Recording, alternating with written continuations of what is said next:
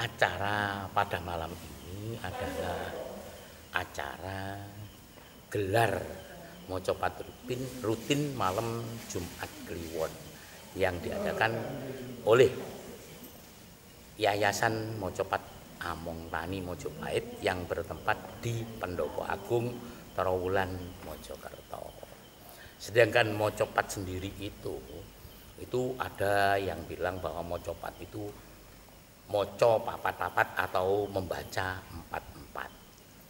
Artinya empat-empat itu setiap 4 suku kata berhenti. Setiap 4 suku kata berhenti. Ada lagi yang Mocopat itu asalnya dari moco atau sekar, tembang yang keempat. Tembang yang pertama adalah uro-uro, itu di zaman Jenggolo Manik. Kemudian ada lagi tembang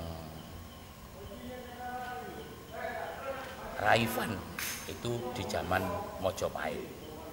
Uro-uro itu isinya bebas, Raifan itu isinya doa. Kemudian ada Sekar Ageng dan Sekar Tengahan. Sedangkan Sekar Tengahan itu sendiri sudah masuk ke Mocopat. Ya, itu tadi. Jadi Mocopat adalah tembang yang keempat. Dan urutan tembangnya yang keempat. Sedangkan isi tembang Mocopat itu asal mulanya itu adalah hanya pitutur luhur atau nasihat yang baik. Yang kedua itu cerita kang patut tinulodo atau dalam bahasa Indonesia cerita yang pantas dicontoh. Yang ketiga adalah doa. Itu isi dari Mocopat. Ada lagi yang bilang bahwa Mocopat itu adalah membaca makrifat. Itu tentang yang mana yang betul, mau borong kerso atau terserah pada yang bilang atau yang menerima. Itu tadi gambaran Mocopat. Sedangkan Mocopat itu sendiri itu ada 11 tembang dari Pucung, Megatro, Durmo, Mas Kumambang, terus Asmorondono, Sinom, Pangkur, Dandanggulo. Itu bagian-bagian dari Mocopat itu tadi. Macam-macam tembang Mocopat, istilahnya itu apa ya? Tembangnya. Sedangkan Mocopat itu sendiri tidak sama dengan tembang-tembang yang lain.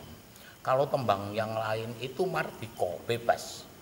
Umpama ada suku kata yang disesal-sesalkan itu tidak apa-apa. Tapi Mocopat itu ada aturan pokok, yaitu yang pertama guru gotro, yang kedua guru wilangan, yang ketiga guru lagu.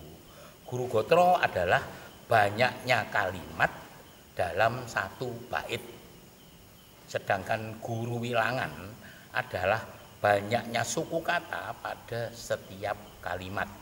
Guru lagu adalah bunyi konsonan pada akhir kalimat. Itu. Jadi ada macam-macam. Jadi yang namanya aturan guru gotronya Dandanggulo itu ada 10, artinya 10 kalimat, 10 baris, 10 kalimat. Kemudian Sinom itu 9. Kemudian Pucung itu hanya 4. Terus Mas Kumambang itu juga 4. Kemudian itu guru wilangan juga gitu, tidak setiap, bahkan setiap lagu saja pada gotro-gotro itu tidak sama guru wilangannya. Apalagi lain tembang. Jadi kalau umpama lagunya seperti Dandanggulo, tapi guru wilangannya lebih atau kurang, ya itu bukan Dandanggulo. Harus 3 aturan pokok itu harus betul. Jadi sulit. Ada lagi aturan yang tidak baku, yaitu pedotan. Arti pedotan itu umpama dalam satu baris itu ada 6 suku kata, itu berarti 2 suku kata pedot, kemudian yang keempat, yang empat suku kata. Terus umpama ada 7 berarti 3 dipedot, diputus, kemudian dilanjutkan yang 4 suku kata. Kemudian umpama 8 ya sama 4-nya, 4 suku kata berhenti, dilanjutkan lagi 4 suku kata. Tapi dalam pedotan itu tidak boleh memutus kata. Nah, makanya di dalam pedotan itu ada pedotan kendo, ada pedotan kenceng. Kalau pedotan kenceng itu pas pada satu kata berhenti, 1 atau 2 kata pas 4 suku kata itu berhenti, itu namanya pedotan kenceng.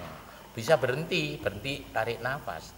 Tapi kalau pedotan kendo itu yang 4 suku kata umpamanya itu pas memutus kata itu enggak boleh.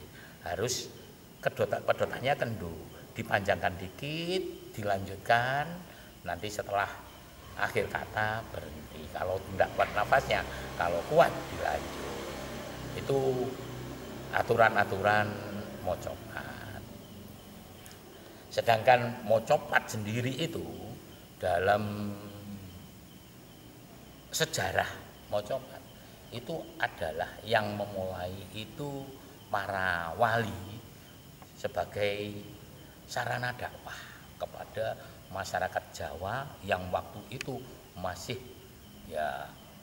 yang dianut itu masih agama Buddha, Hindu, dan animisme. Jadi sulit memasukkan Islam ke dalam masyarakat yang saat itu masih beragama yang lama itu, sehingga dakwahnya itu dilewatkan lagu-lagu mocopat, ada lagi Santi Suaran atau Laras Mabdio dan lain sebagainya.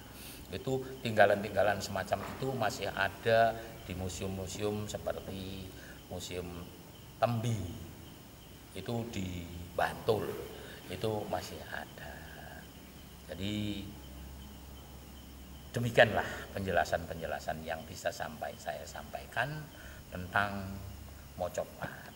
Dan kalau di lingkungan mocopat sendiri itu setelah acara mocopat ada doa yang namanya Kidung Montrowedo.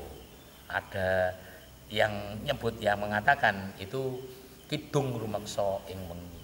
Itu katanya, ceritanya adalah doa yang dikarang atau dikubah oleh Kanjeng Sunan Kalijogo waktu menunggu Sunan Bonang yang datang dari Demak Bintoro. Ya, sekali lagi ini yang bisa saya sampaikan. Apabila ada kurang betulnya mohon dimaafkan. Terima kasih.